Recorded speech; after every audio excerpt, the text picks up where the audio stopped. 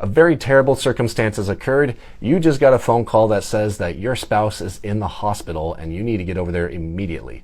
So you rush through traffic, you get over there, and you have a medical power of attorney. In fact, you've given your hospital the medical power of attorney already, so you start making medical decisions on their behalf. They're under surgery, we're trying to figure out what to do, and the doctor comes to you and says, hey, what medicines should we take to make sure that she's okay? And you'll say, well, what medicines have she taken in the past? Because we'll just keep doing that, and maybe we need to adapt a little bit more. And that doctor legally has to look at you and say nothing, because there are no HIPAA release forms signed in your or your spouse's name in this circumstance. So that's what I want to talk to you today about, the HIPAA release form, the unsung hero of estate planning documents. If you have any questions on this, you can go to my website, www.legionlawpllc.com. Go to the Contact Us page for a free consultation. So with that, we talk about HIPAA release forms. They're the unsung heroes. Most people aren't thinking about this because they're worried about wills and trusts and powers of attorney and do not resuscitate forms. But I would argue that the HIPAA release form is probably one of the most important ones. If we cannot, and I guess I should define what a HIPAA release form is at the beginning. It allows people to access your medical records. That's pretty much it. HIPAA laws are very, very strict in the United States. Privacy in the health in matters of health are so strict that even spouses cannot access each other's medical records. So I can't go to my wife's doctor and say, hey, what surgeries have you done? Or what medicines have you prescribed to my wife?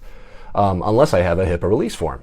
And if I do have that, then I can finally access that information. So I would argue a HIPAA release form and a medical power of attorney should come hand in hand. You should not have one without the other, because if you do, it's going to be really awkward to access medical records, but you can't make any decisions, or you can make decisions, but you have no idea what the past used to be for your important loved one. So a HIPAA release form is going to let you access those documents or access those records and make a well-educated and well-informed decision about what's best for your loved one in this circumstance. So going back to the hospital example, if we have a HIPAA release form, they will let me know what surgery she's had, what medicines she's had, and that'll be great because then I can make an educated decision. That being said, these HIPAA release forms are made by the government. They're pretty straightforward. You just got to sign them. It's like sign date. That's literally it. And it's very straightforward. It's a one signature line. So that one signature can make all the difference in the world if something terrible were to happen. So my strong recommendation, again, is to have a HIPAA release form and a medical power of attorney. Don't have one or the other or neither.